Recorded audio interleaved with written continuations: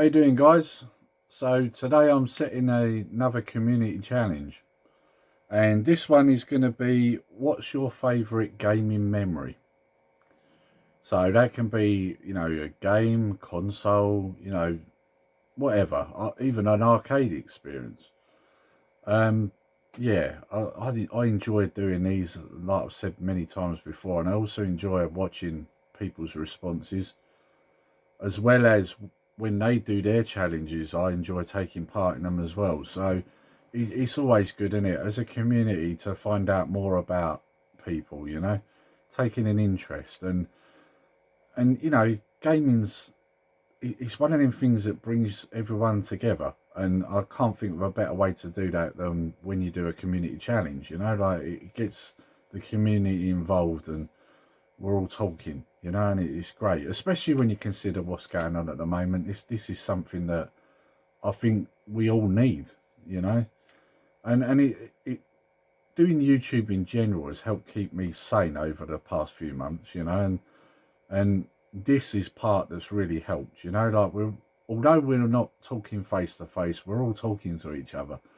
whether it's through live streams, videos, whatever. And one of the ways that I find this is really done is through community challenges. We're all learning about each other, and that's great. That's a good thing, and I love taking part in it. So like I say, yeah, what's your favourite gaming memory? Right, so I'm going to kick this one off, obviously, because I've set it. So, my one, and I've done a video before talking about the first thing, gaming thing I picked up, or first computer. So I'm just going to go into it a little bit more detail. So I forget how old I was, but I'm sure I was probably about 11 or 12. I can't remember exactly. But the first thing I ever got, first computer, or anything gaming really. I mean, up until that point, I'd had little things like pocket games, and stuff like that, but never a proper computer. And at this time, the 8-bit micros were, at their peak. And a friend of mine across the road, he all of a sudden got a Commodore 64. And of course, we all sort of rushed over there, all us as kids, and we was all sitting there playing it, and it was great, And the one he had was the bread bin version, very similar to the one that Retrobait's got. So we all rushed over there, we was sitting there playing on it. But we only ever played it for a short amount of time, and I didn't actually realise why until later on, but we'll get to that.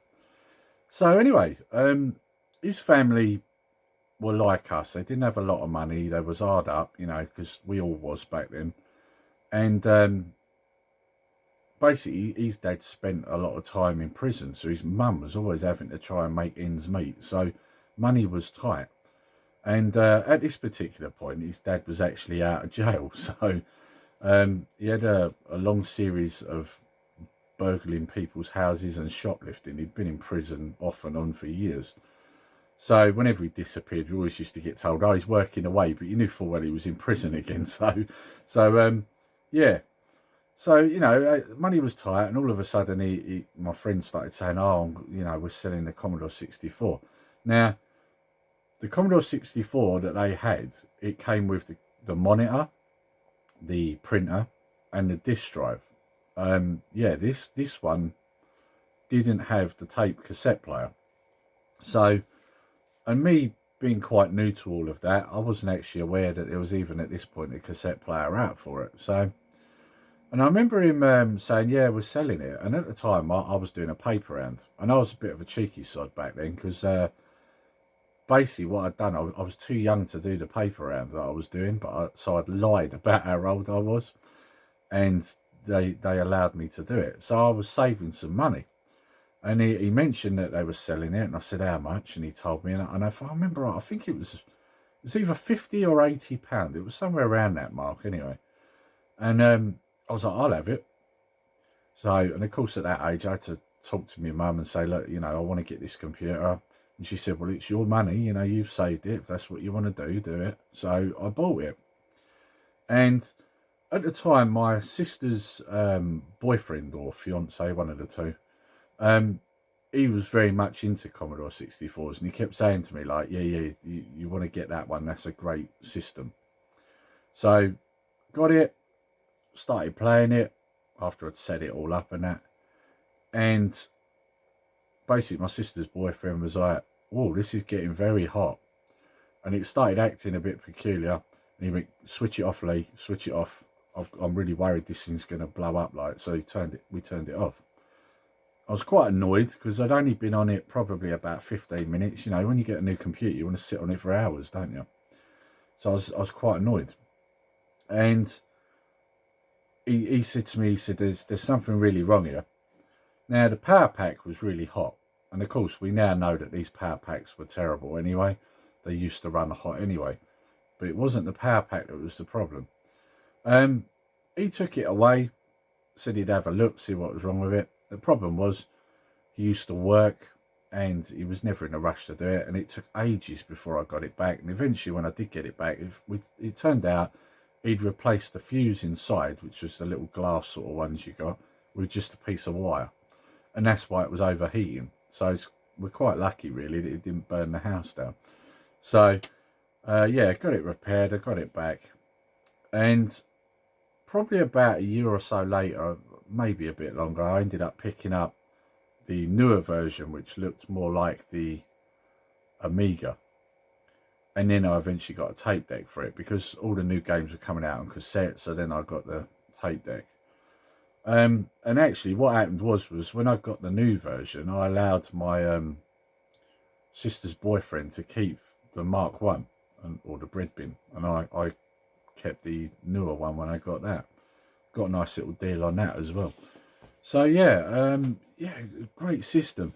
Now the funny thing was, I remember thinking to myself, like, you know, recently in the last few years, why were they so desperate to get rid of it all of a sudden? I know money was tight, but they didn't ask for much money for that. You know, when money's tight, you'd probably want a bit more money for it.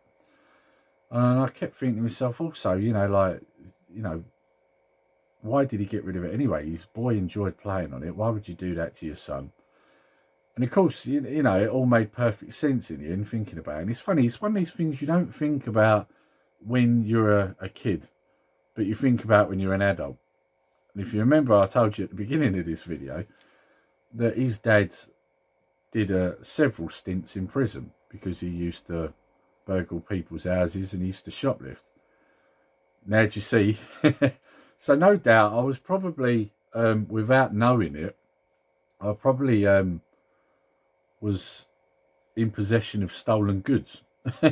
So I'm thinking now that this Commodore 64 was probably glowing luminous green, you know, so it was probably hot as hell. So my guess is that the police were probably onto him, knew that he'd burgled this house, and so he was trying to get rid of the evidence and make a bit of money in the process, and he did it cheap so he could get rid of it. So yeah, it worked out well for him, didn't it? So, and it worked out well for me as well.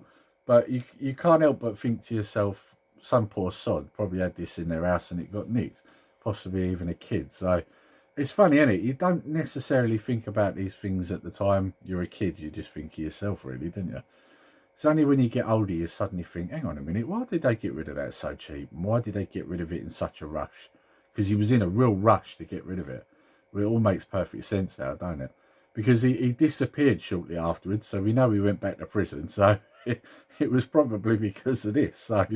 So yeah, it's funny because I never found out what happened to that original Mark 1 because my sister didn't stay with him, so I never did find out what happened to that. It could have got sold on. It could be in the community somewhere.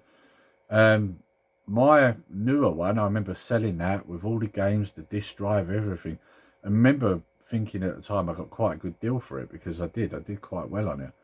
But now, in hindsight, it's like, oh, if I'd have kept hold of all that. And I wish I had, to be honest. But saying that, it was such a big collection I had. If I had kept it, I probably wouldn't have a lot of the other systems I've got now. Because I had, like, the sort of file boxes. I think there was about 8 of them, full up with floppy disks, you know, the 5 1/4 discs that they took. All copies, obviously, but there was loads of them. And then the cassettes. I mean, I had loads of cassettes as well that I eventually ended up picking up. So, you know, where I had my paper round, I was constantly going out buying them. So, yeah, it would have probably took up a bit too much room in this place, and I probably wouldn't have had a lot of the things I've got now. So yeah, maybe it was a good thing, you know, getting rid of it. But it still holds a lot of nostalgia for me. And in terms of gaming memories, that's my biggest gaming memory. It was the first thing I got, and it was mine. You know, I bought it myself. One of my worst gaming memories would be the same computer, and my brother, whenever he lost a game, smashing the crap out of the keyboard. Yeah, he used to just start smashing it with his fist when he lost the game because he was a terrible loser. Yeah, that's probably one of my worst memories, because that come to blows on several occasions. I'll be honest, I did used to give him a proper slap when he did that. So there was occasion, I think, where I even threw things at him as well. So yeah, but yeah, great memories. And yeah, I do miss my Commodore 64 dearly, but you know, I think I made the right decision at the time, moving it on, because like I say, if I still had it now, I just wouldn't have the room for all of this stuff. So yeah, so that's my favourite gaming memory. So I'm now putting it out to you guys, all you guys watching. What's your favourite gaming memory? Yeah, I'd do a VR. I'd love to watch it, see what your experiences were. It's always good to watch people's replies, or even take part in these. Like I've said before, you know, it's what brings a community together. And at the moment, this is important. We can't meet up with each other. We can't go game shopping. We can't go to an event. Although, if I'm honest, I've never been to one of these events, and I would love to go, because there's so many people in the community now I want to meet. And we can't do all that. So at the moment, this is what we can do. So, you know, this is what we're doing. It's the best way to talk to each other, find out what's going on, what everyone's favourite experiences are, you know, and all that sort of stuff. It's always good. So I love taking part in it, and I also like setting some community challenges too. So yeah, anyway, I'm going to leave that one there, guys. Hope you enjoyed this video as much as I have done doing it, because it is very nostalgic for me. It's one of my favourite, or my favourite gaming memory. So yeah, if you have enjoyed it, please like, share and subscribe, and hit the notification bell so that you're made aware of all our future videos and live streams. And until next time, take care, stay safe. Nerdy Geezer out.